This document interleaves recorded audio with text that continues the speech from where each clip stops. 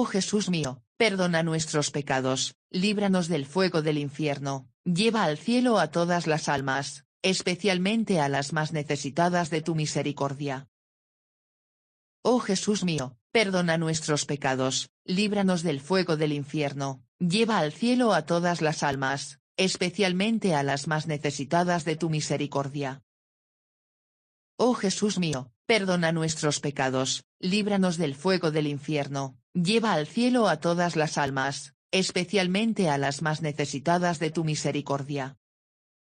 De un alma condenada. Este texto, fuerte y conmovedor, nos lo envía un sacerdote jesuita amigo, quien lo acompaña con la siguiente introducción. Este material no es del gusto actual, de la sociedad moderna, por supuesto del gusto mundano, ni lamentablemente de muchos entre los llamados fieles cristianos. Debemos prestar atención hoy día a esta realidad y verdad de fe definida en la Iglesia Católica, acerca de la existencia del infierno y de su duración eterna. Tristemente, el abandono consciente o inconsciente de su consideración, está llevando a muchos a negar su existencia, con consecuencias más que lamentables en la conducta y en su ineludible juicio divino. Lo que sigue, guste o no, no es argumento para adoptar la conocida actitud llamada del avestruz, de esconder la cabeza bajo las alas. Este texto no configura ninguna definición eclesiástica, sino que es solo un escrito privado que goza de licencia eclesiástica, para que pueda imprimirse y por tanto leerse. Introducción al texto original. Dios se comunica con los hombres de muchas maneras. Las Sagradas Escrituras se refieren a muchas comunicaciones divinas hechas a través de visiones y aún de sueños. Los sueños, no siempre son solo sueños. La carta del más allá que se transcribe seguidamente se refiere a la condenación eterna de una joven. A primera vista parece una historia novelada. Pero considerando las circunstancias se llega a la conclusión de que no deja de tener su fondo histórico, a partir de su sentido moral y su alcance trascendental. El original de esta carta fue encontrado entre los papeles de una religiosa fallecida, amiga de la joven condenada. Allí cuenta la monja los acontecimientos de la vida de su compañera como si fueran hechos conocidos y verificados, así como su condenación eterna comunicada en un sueño. La Curia Diocesana de Treves, Alemania autorizó su publicación como lectura sumamente instructiva. La carta del más allá apareció por primera vez en un libro de revelaciones y profecías, junto con otras narraciones. Fue el reverendo padre Bernardin Krempel, doctor en teología, quien la publicó por separado y le confirió mayor autoridad al encargarse de probar, en las notas, la absoluta concordancia de la misma con la doctrina católica. Entre los manuscritos dejados en su convento por una religiosa, que en el mundo se llamó Clara, se encontró el siguiente testimonio. El relato de Clara. Tuve una amiga, Anita. Es decir, éramos muy próximas por ser vecinas y compañeras de trabajo en la misma oficina. Más tarde, Annie se casó y no volví a verla. Desde que nos conocimos, había entre nosotras, en el fondo, más amabilidad que propiamente amistad. Por eso, sentí muy poco su ausencia cuando, después de su casamiento, ella fue a vivir al barrio elegante de las villas, lejos del mío. Durante mis vacaciones en el lago de Garda, Italia, en septiembre de 1937, recibí una carta de mi madre en la que me decía Anita murió en un accidente automovilístico. La sepultaron ayer en Waldfriedhof. Me impresioné mucho con la noticia. Sabía que mi amiga no había sido propiamente religiosa. Estaría preparada para presentarse ante Dios. ¿En qué estado le habría encontrado su muerte súbita? Al día siguiente escuché misa, comulgué por la intención de Anita, en la casa del pensionado de las hermanas, donde estaba viviendo. Rezaba fervorosamente por su eterno descanso, y por esta misma intención ofrecí la Santa Comunión. Durante todo el día percibí un cierto malestar, que fue aumentando por la tarde. Dormí inquieta. Me desperté de improviso, escuchando algo así como una sacudida en la puerta del cuarto. Encendí la luz. El reloj indicaba las 12:10. Nada. Tampoco ruidos. Tan solo las olas del lago de Garda golpeando monótonas contra el muro del jardín del pensionado. No había viento. Yo conservaba la impresión de que al despertar encontraría, además de los golpes de la puerta, un ruido de brisa o viento, parecido al que producía mi jefe de la oficina, cuando de mal humor tiraba sobre mi escritorio una carta que lo molestaba. Reflexioné un instante si debía levantarme. No. Todo no es más que sugestión, me dije. Mi fantasía está sobresaltada por la noticia de la muerte. Me di vuelta en la cama, recé algunos Padre Nuestros por las ánimas y me dormí de nuevo. Soñé entonces que me levantaba de mañana, a las 6, yendo a la capilla. Al abrir la puerta del cuarto, me encontré con una cantidad de hojas de carta. Levantarlas, reconocer la letra de Anita y dar un grito, fue cosa de un segundo. Temblando, las sostuve en mis manos. Confieso que quedé tan aterrorizada que no pude rezar. Apenas respiraba. Nada mejor que huir de allí, salir al aire libre. Me arreglé rápidamente, puse la carta dentro de mi cartera y salí enseguida. Subí por el tortuoso camino, entre olivos, laureles y quintas de la villa, más allá del conocido camino gardesano. La mañana parecía radiante. En los días anteriores, yo me detenía cada 100 pasos, maravillada por la vista que ofrecían el lago y la isla de Garda. El suavísimo azul del agua me refrescaba. Como una niña que mira admirada a su abuelo, así contemplaba, extasiada, al ceniciento Monte Baldo, que se levanta en la orilla opuesta del lago, hasta los 2200 metros de altura. Ese día no tenía ojos para todo eso. Después de caminar un cuarto de hora, me dejé caer maquinalmente sobre un banco ubicado entre dos cipreses, donde la víspera había leído con placer la doncella Teresa. Por primera vez veía en los cipreses el símbolo de la muerte, algo en lo que antes no había pensado. Tomé la carta.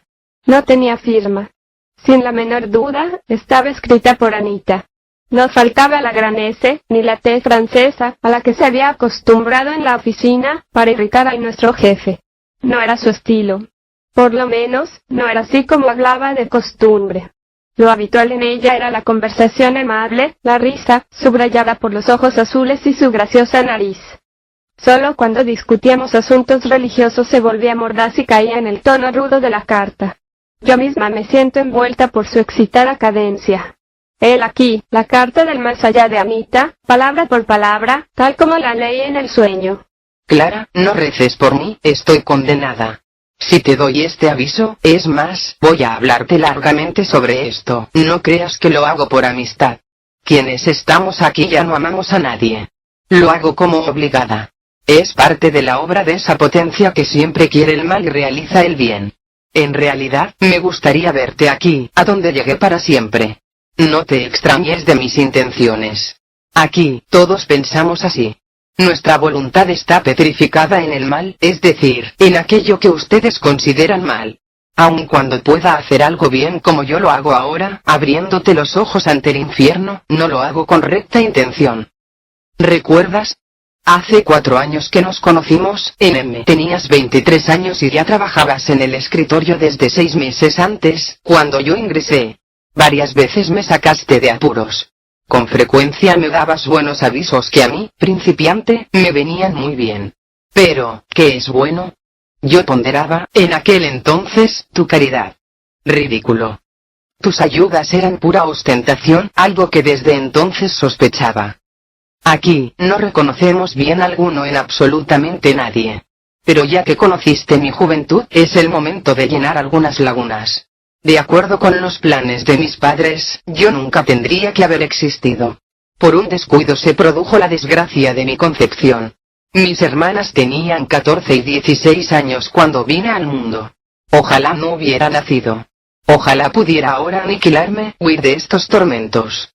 No hay placer comparable al de acabar mi existencia, así como se reduce a cenizas un vestido, sin dejar vestigios. Pero es necesario que exista. Es preciso que yo sea tal como me he hecho con el fracaso total de la finalidad de mi existencia. Cuando mis padres, entonces solteros, se mudaron del campo a la ciudad, perdieron el contacto con la iglesia. Era mejor así. Mantenían relaciones con personas desvinculadas de la religión. Se conocieron en un baile, y se vieron obligados a casarse 6 meses después. En la ceremonia nupcial, recibieron solo unas gotas de agua bendita, las suficientes para traer a mamá a la misa dominical unas pocas veces al año. Ella nunca me enseñó verdaderamente a rezar. Todo su esfuerzo se agotaba en los trabajos cotidianos de la casa, aunque nuestra situación no era mala. Palabras como rezar, misa, agua bendita, iglesia, solo puedo escribirlas con íntima repugnancia, con incomparable repulsión. Detesto profundamente a quienes van a la iglesia y, en general, a todos los hombres y a todas las cosas. Todo es tormento. Cada conocimiento recibido, cada recuerdo de la vida y de lo que sabemos, se convierte en una llama incandescente. Y todos estos recuerdos nos muestran las oportunidades en que despreciamos una gracia. ¿Cómo me atormenta esto? No comemos, no dormimos, no andamos sobre nuestros pies. Espiritualmente encadenados, los réprobos contemplamos desesperados nuestra vida fracasada, aullando y rechinando los dientes, atormentados y llenos de odio. ¿Entiendes? Aquí bebemos el odio como si fuera agua. Nos odiamos unos a otros. Más que a nada, odiamos a Dios. Quiero que lo comprenda. Bienaventurados en el cielo deben amar a Dios, porque lo ven sin velos, en su deslumbrante belleza. Esto los hace indescriptiblemente felices. Nosotros lo sabemos, y este conocimiento nos enfurece. Los hombres, en la tierra, que conocen a Dios por la creación y por la revelación, pueden amarlo. Pero no están obligados a hacerlo. El creyente, te lo digo furiosa, que contempla, meditando, a Cristo con los brazos abiertos sobre la cruz, terminará por amarlo. Pero el alma a la que Dios se acerca fulminante, como vengador y justiciero porque un día fue repudiado, como ocurrió con nosotros, ésta no podrá sino odiarlo, como nosotros lo odiamos. Lo odia con todo el ímpetu de su mala voluntad. Lo odia eternamente, a causa de la deliberada resolución de apartarse de Dios con la que terminó su vida terrenal. Nosotros no podemos revocar esta perversa voluntad, ni jamás querríamos hacerlo. ¿Comprendes ahora por qué el infierno dura eternamente? Porque nuestra obstinación nunca se derrite, nunca termina. Y contra mi voluntad agrego que Dios es misericordioso, aun con nosotros. Digo contra mi voluntad porque, aunque diga estas cosas voluntariamente, no se me permite mentir, que es lo que querría. Dejo muchas informaciones en el papel contra mis deseos. Debo también estrangular la avalancha de palabrotas que querría vomitar. Dios fue misericordioso con nosotros porque no permitió que derramáramos sobre la tierra el mal que hubiéramos querido hacer. Si nos lo hubiera permitido, habríamos aumentado mucho nuestra culpa y castigo. Nos hizo morir antes de tiempo, como hizo conmigo, o hizo que intervinieran causas atenuantes. Dios es misericordioso, porque no nos obliga a aproximarnos a Él más de lo que estamos, en este remoto lugar infernal. Eso disminuye el tormento. Cada paso más cerca de Dios me causaría una aflicción mayor que la que te produciría un paso más rumbo a una hoguera. Te desagradé un día al contarte, durante un paseo, lo que dijo mi padre pocos días antes de mi comunión. Alégrate, Anita, por el vestido nuevo. El resto no es más que una burla. Casi me avergüenzo de tu desagrado. Ahora me río. Lo único razonable de toda aquella comedia era que se permitiera comulgar a los niños a los 12 años. Yo ya estaba, en aquel entonces, bastante poseída por el placer del mundo. Sin escrúpulos, dejaba a un lado las cosas religiosas.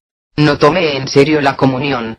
La nueva costumbre de permitir a los niños que reciban su primera comunión a los 7 años nos produce furor. Empleamos todos los medios para burlarnos de esto, haciendo creer que para comulgar debe haber comprensión. Es necesario que los niños hayan cometido algunos pecados mortales. La blanca hostia será menos perjudicial entonces, que si las recibe cuando la fe, la esperanza y el amor, frutos del bautismo, escupo sobre todo esto, todavía están vivos en el corazón del niño.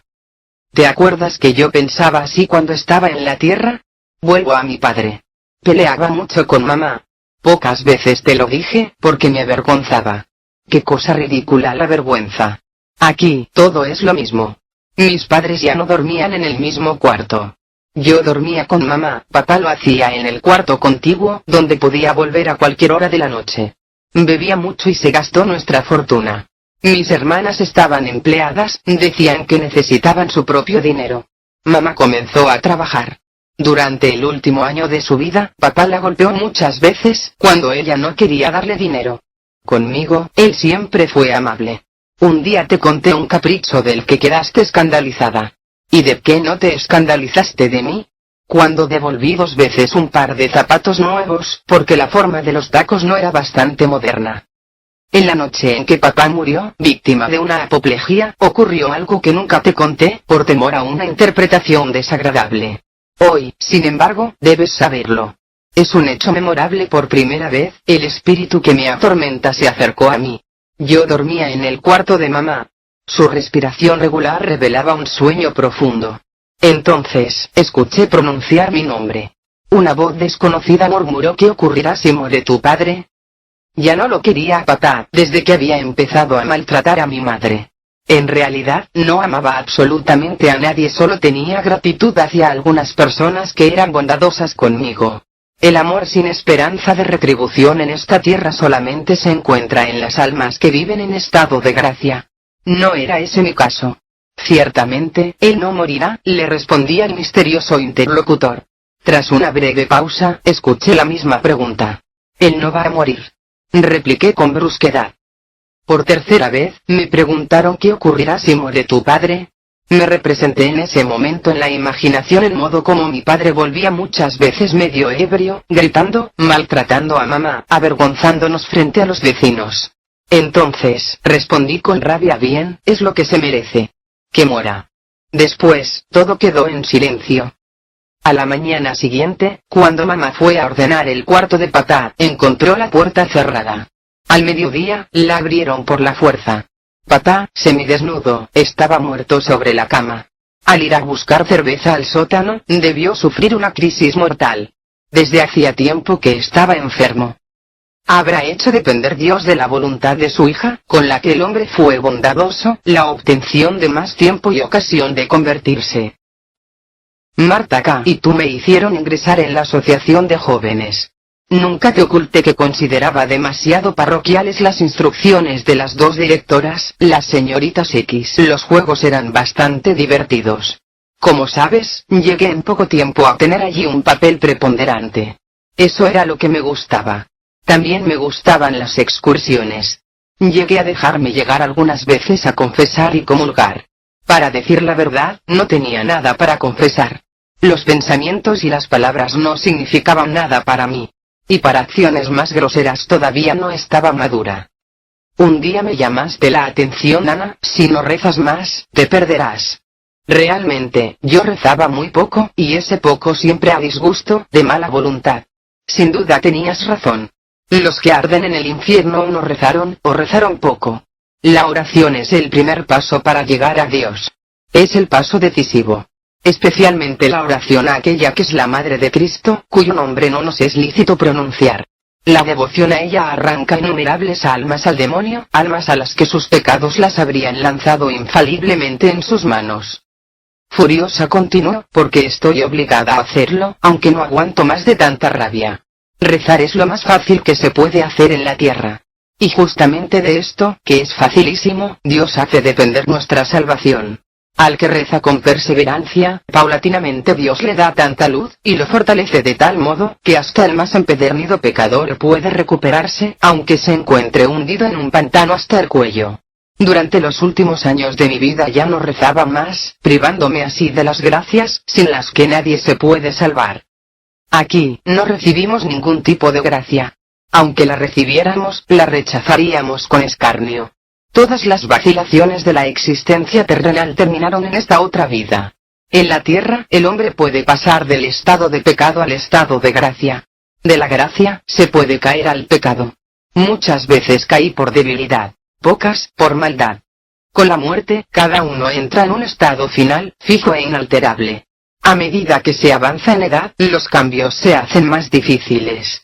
Es cierto que uno tiene tiempo hasta la muerte para unirse a Dios o para darle las espaldas. Sin embargo, como si estuviera arrastrado por una correntada, antes del tránsito final, con los últimos restos de su voluntad debilitada, el hombre se comporta según las costumbres de toda su vida. El hábito, bueno o malo, se convierte en una segunda naturaleza. Es esta la que lo arrastra en el momento supremo. Así ocurrió conmigo. Viví años enteros apartada de Dios. En consecuencia, en el último llamado de la gracia, me decidí contra Dios. La fatalidad no fue haber pecado con frecuencia, sino que no quise levantarme más. Muchas veces me invitaste para que asistiera a las predicaciones o que leyera libros de piedad. Mis excusas habituales eran la falta de tiempo. ¿Acaso podría querer aumentar mis dudas interiores?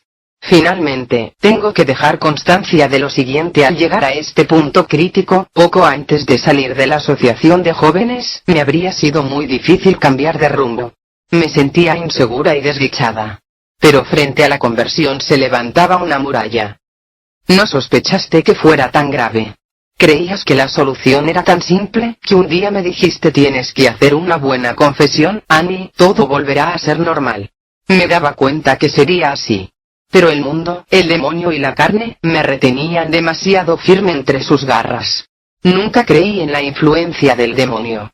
Ahora, doy testimonio de que el demonio actúa poderosamente sobre las personas que están en las condiciones en que yo me encontraba entonces. Solo muchas oraciones, propias y ajenas, junto con sacrificios y sufrimientos, podrían haberme rescatado. Y aún esto, poco a poco. Si bien hay pocos posesos corporales los que están poseídos internamente por el demonio. El demonio no puede arrebatar el libre albedrío de los que se abandonan a su influencia. Pero, como castigo por su casi total apostasía, Dios permite que el maligno se anide en ellos. Yo también odio al demonio. Sin embargo, me gusta, porque trata de arruinarlos a todos ustedes él y sus secuaces, los ángeles que cayeron con él desde el principio de los tiempos. Son millones, vagando por la tierra. Innumerables como enjambres de moscas. Ustedes no los perciben. A los réprobos no nos incumbe tentar, eso les corresponde a los espíritus caídos. Cada vez que arrastran una nueva alma al fondo del infierno, aumentan aún más sus tormentos.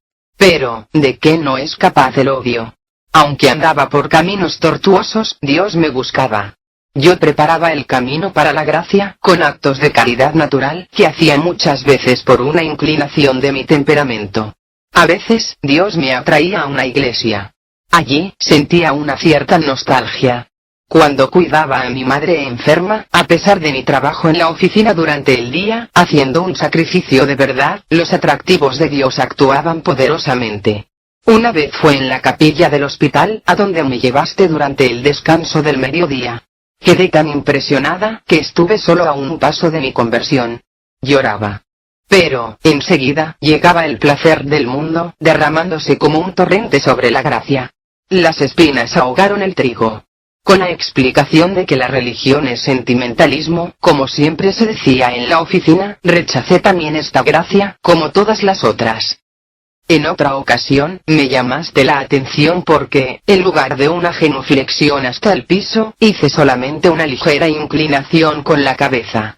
Pensaste que eso lo hacía por pereza, sin sospechar que, ya entonces, había dejado de creer en la presencia de Cristo en el sacramento. Ahora creo, aunque solo materialmente, tal como se cree en la tempestad, cuyas señales y efectos se perciben. En este interín, me había fabricado mi propia religión. Me gustó la opinión generalizada en la oficina, de que después de la muerte el alma volvería a este mundo en otro ser, reencarnándose sucesivamente, sin llegar nunca al fin. Con esto, estaba resuelto el angustiante problema del más allá. Imaginé haberlo hecho inofensivo. ¿Por qué no me recordaste la parábola del rico Epulón y del pobre Lázaro, en la que el narrador, Cristo, envió después de la muerte a uno al infierno y al otro al cielo? Pero, ¿qué habrías conseguido?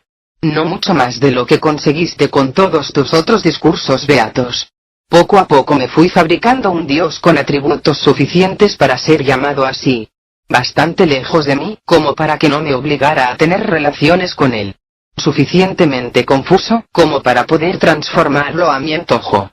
De este modo, sin cambiar de religión, yo podía imaginarlo como el Dios panteísta del mundo o pensarlo, poéticamente, como un Dios solitario.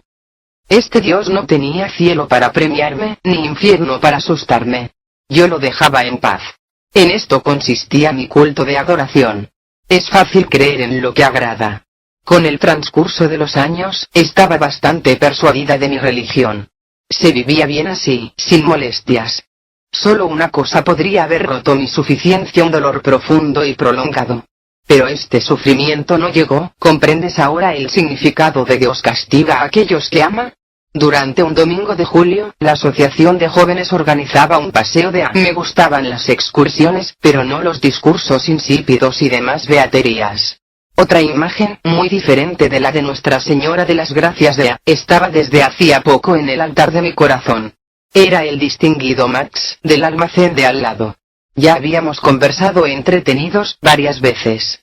Justamente ese domingo me invitó a pasear. La otra, con la que acostumbraba a salir, estaba enferma en el hospital. Él había comprendido que lo miraba mucho. Pero yo no pensaba en casarme todavía. Su posición económica era muy buena, pero también demasiado amable con todas las otras jovencitas. En aquel entonces yo quería un hombre que me perteneciera exclusivamente, como única mujer. Siempre conservé una cierta educación natural. Eso es verdad. A pesar de su indiferencia religiosa, Annie tenía algo noble en su persona. Me desconcierta que también las personas honestas puedan caer en el infierno, si son deshonestas al huir del encuentro con Dios. En ese paseo, Max me colmó de amabilidades. Nuestras conversaciones, es claro, no eran sobre la vida de los santos, como las de ustedes. Al día siguiente, en la oficina, me reprendiste por no haber ido al paseo de la asociación. Cuando te conté mi diversión del domingo, tu primera pregunta fue ¿escuchaste misa? Tonta. ¿Cómo podríamos ir a misa si salimos a las 6 de la mañana? Me acuerdo que, muy exaltada, te dije el buen Dios no es tan mezquino como lo son los curas. Ahora debo confesar que Dios, a pesar de su infinita bondad, considera todo con más seriedad que todos los sacerdotes juntos. Después de este primer paseo con Max, fui solamente una vez más a la asociación, en las fiestas de Navidad. Algunas cosas me atraían. Pero en mi interior, ya me había separado de todas ustedes. Los bailes, el cine, los paseos, continuaban. A veces peleábamos con Max, pero yo sabía cómo retenerlo. Odié mucho a mi rival que, al salir del hospital, se puso furiosa. En realidad, eso me favoreció. La calma distinguida que yo mostraba produjo una gran impresión en Max, que se inclinó definitivamente por mí. Conseguí encontrar la forma de denigrarla. Me expresaba con calma por fuera, realidades objetivas, por dentro, vomitando hiel. Estos sentimientos y actitudes conducen rápidamente al infierno. Son diabólicos, en el sentido estricto del término. ¿Por qué te cuento todo esto? Para explicarte que así me aparté definitivamente de Dios. En realidad, Max y yo no llegamos muchas veces al extremo de la familiaridad. Me daba cuenta que me rebajaría a sus ojos si le concedía toda la libertad antes de tiempo. Por eso, supe controlarme. Realmente, yo estaba siempre dispuesta para todo lo que consideraba útil. Tenía que conquistar a Max. Para eso, ningún precio era demasiado alto. Nos fuimos amando poco a poco, porque ambos teníamos valiosas cualidades que podíamos apreciar mutuamente. Yo era habilidosa, eficiente, de trato agradable.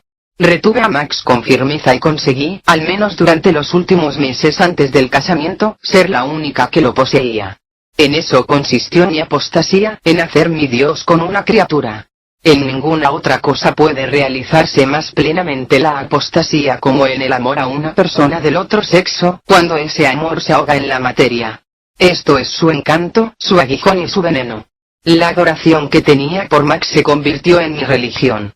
En ese tiempo, en la oficina, yo arremetía virulentamente contra los curas, los fieles, las indulgencias, los rosarios y demás estupideces. Trataste de defender con una cierta inteligencia todo lo que yo atacaba, aunque quizás sin sospechar que en realidad el problema no estaba en esas cosas. Lo que yo buscaba era un punto de apoyo. Todavía lo necesitaba para justificar racionalmente mi apostasía. Estaba sublevada contra Dios.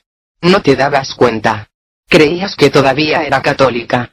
Por otra parte, yo quería ser llamada así. Inclusive pagaba la contribución para el culto. Porque un cierto reaseguro nunca viene mal. Es posible que tus respuestas a veces dieran en el blanco. Pero no me alcanzaban, porque no te concedías razón.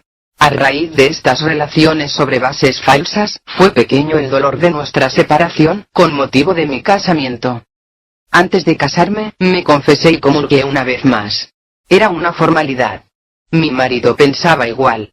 Si era una formalidad, ¿por qué no cumplirla? Ustedes dicen que una comunión así es indigna. Bien, después de esa comunión indigna, logré un cierto sosiego en mi conciencia. Esa comunión fue la última. Nuestra vida conyugal transcurría, en general, en armonía. En casi todos los puntos teníamos la misma opinión. También en esto no queríamos cargar con hijos. En realidad, mi marido quería tener uno solo, naturalmente. Finalmente conseguí que él renunciara a ese deseo. Lo que más me gustaba eran los vestidos, los muebles lujosos, las reuniones mundanas, los paseos en automóvil y otras distracciones. Fue un año de placer el que me dio entre mi casamiento y mi muerte repentina. Todos los domingos íbamos a pasear en auto o visitábamos a los parientes de mi marido. Me avergonzaba de mi madre. Esos parientes se destacaban en la vida social, igual que nosotros. Pero en mi interior, sin embargo, nunca fui feliz. Había algo indeterminado que me corroía. Mi deseo era que, al llegar la muerte, la que sin duda demoraría mucho todavía, todo acabara. Ocurría tal como yo lo había escuchado de niña, durante una plática: Dios recompensa en este mundo toda obra buena que se haga. Si no puede premiarla en la otra vida, lo hace en la tierra. Inesperadamente, recibí una herencia de la tía Lotte. Mi marido tuvo sus ingresos notablemente aumentados. Así pude instalar, confortablemente, una casa nueva. Mi religión estaba muriendo, como un resplandor crepuscular en un firmamento lejano.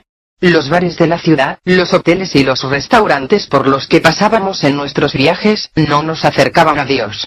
Todos los que los frecuentaban vivían como nosotros, de fuera hacia adentro, no de dentro hacia afuera. Si durante los viajes de vacaciones visitábamos una célebre catedral, tratábamos de divertirnos con el valor artístico de sus obras primas. Los sentimientos religiosos que irradiaban, especialmente las iglesias medievales, yo los neutralizaba criticando circunstancias accesorias de un hermano lego que nos guiaba, criticaba su negligencia en el aseo, criticaba el comercio de los piadosos monjes que fabricaban y vendían licor, criticaba el eterno repique de campanas llamando a los sagrados oficios, diciendo que el único fin era ganar dinero. Así era como conseguía apartar a la gracia, cada vez que me llamaba. Especialmente descargaba mi mal humor frente a algunas pinturas de la Edad Media representando al infierno en libros, cementerios y otros lugares. Allí el demonio asaba a las almas sobre fuego rojo o amarillo, mientras sus compañeros, con largas colas, le traen más víctimas. Clara, el infierno puede ser dibujado, pero nunca exagerado. Siempre me burlaba del fuego del infierno. Acuérdate de una conversación durante la cual te puse un fósforo encendido bajo la nariz, preguntándote: ¿así huele? Apagaste enseguida la llama. Aquí nadie consigue hacerlo. Te digo más: el fuego del que habla la Biblia no es el tormento de la conciencia. Fuego es fuego. Debe ser interpretado al pie de la letra cuando aquel dijo: apartaos de mí, malditos, id al fuego eterno. Al pie de la letra. ¿Y cómo puede ser tocado un espíritu por el fuego material? Preguntarás. ¿Y cómo puede sufrir tu alma, en la tierra, si pones el dedo sobre una llama? Tampoco tu alma se quema, mientras tanto el dolor lo sufre todo el individuo. Del mismo modo, nosotros estamos aquí espiritualmente presos al fuego de nuestro ser y de nuestras facultades. Nuestra alma carece de la agilidad que le sería natural. No podemos pensar ni querer lo que querríamos. No te sorprendas de mis palabras. Es un misterio contrario a las leyes de la naturaleza material. El fuego del infierno quema sin consumir. Nuestro mayor tormento consiste en saber que nunca veremos a Dios. ¿Cómo puede atormentarnos tanto esto, si en la tierra nos será indiferente? Mientras el cuchillo está sobre la mesa, no te impresiona. Le ves el filo, pero no lo sientes. Pero si el cuchillo entra en tus carnes, gritarás de dolor. Ahora, sentimos la pérdida de Dios. Antes, solo pensábamos en ella. No todas las almas sufren igual.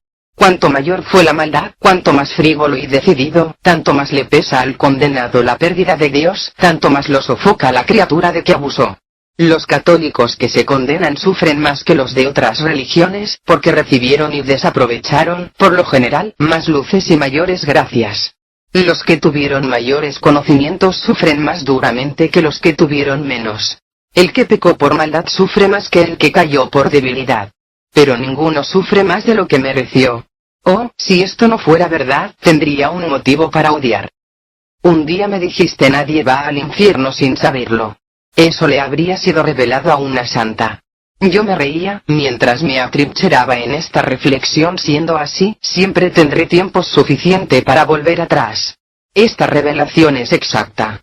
Antes de mi muerte repentina, es verdad, no conocía el infierno tal como es. Ningún ser humano lo conoce.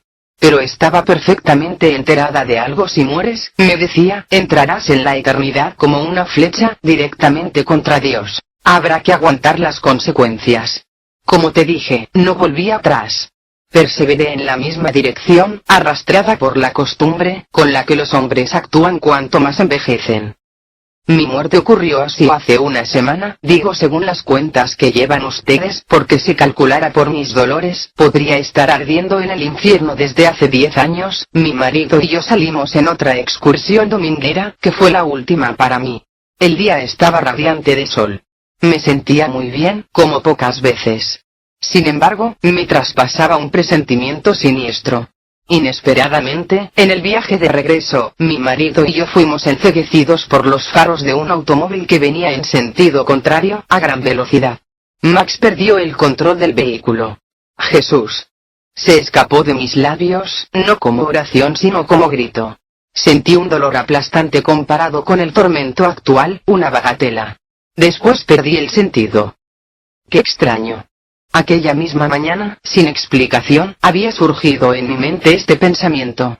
Por una vez, podrías ir a misa. Era como una súplica. Un no. Claro y decidido cortó el curso de la idea.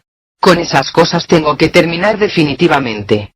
Es decir, asumí todas las consecuencias. Ahora las soporto.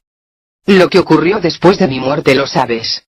La suerte de mi marido, de mi madre, lo que ocurrió con mi cadáver, mi entierro, lo sé por una intuición natural que tenemos todos los que estamos aquí. Del resto de lo que ocurre en el mundo poseemos un conocimiento confuso. Sabemos lo que se refiere a nosotros. De este modo veo el lugar donde vives. Desperté de improviso en el momento de mi muerte. Me encontré inundada por una luz ofuscante. Era el mismo sitio donde había caído mi cadáver. Sucedió como en el teatro, cuando se apagan las luces de la sala, sube el telón y aparece una escena trágicamente iluminada. La escena de mi vida. Como en un espejo, mi alma se mostró a sí misma. Vi las gracias despreciadas y pisoteadas, desde mi juventud hasta el último no frente a Dios. Me sentí como un asesino, al que llevan ante el tribunal para ver a la víctima exánime. ¿Arrepentirme? Nunca. ¿Avergonzarme? Jamás. Mientras tanto, no conseguía permanecer bajo la mirada de Dios, a quien rechazaba. Solo tenía una salida: la fuga. Así como Caín huyó del cadáver de Abel, así mi alma se proyectó lejos de esta visión de horror. Este era el juicio particular. Habló el invisible juez: apártate de mí. De inmediato mi alma, como una sombra amarilla de azufre, se despeñó al lugar del eterno tormento. Y así terminó la carta de Anita sobre el infierno. Las últimas palabras eran casi ilegibles, tan torcidas estaban las letras. Cuando terminé de leer la última línea, la carta se convirtió en cenizas. ¿Qué es lo que escucho? En medio de los duros términos de las palabras que imaginaba haber leído, resonó el dulce tañido de una campana.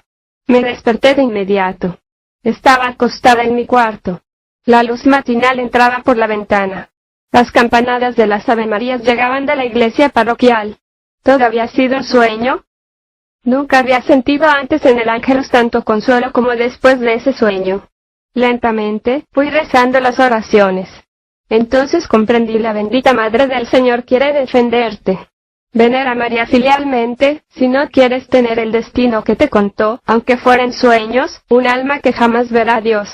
Temblando todavía por la visión nocturna, me levanté, me vestí con prisa y huí a la capilla de la casa. Mi corazón palpitaba con violencia. Los huéspedes que estaban más cerca me miraban con preocupación. Quizás pensaban que estaba agitada por correr escaleras abajo. Una bondadosa señora de Budapest, un alma sacrificada, pequeña como una niña, miope, aún fervorosa en el servicio de Dios, de gran penetración espiritual, me dijo por la tarde en el jardín: señorita, nuestro Señor no quiere ser servido con excitación. Pero ella advertía que otra cosa me había excitado y aún me preocupaba. Agregó, bondadosamente: nada te turbe, conoces el aviso de Santa Teresa, nada te espante. Todo pasa. Quien a Dios tiene, nada le falta. Solo Dios basta. Mientras susurraba esto, sin adoptar un aire magisterial, parecía estar leyendo mi alma. Solo Dios basta. Sí, Él ha de bastarme, en este o en el otro mundo. Quiero poseerlo allí un día, por más sacrificios que tenga que hacer aquí para vencer. No quiero caer en el infierno.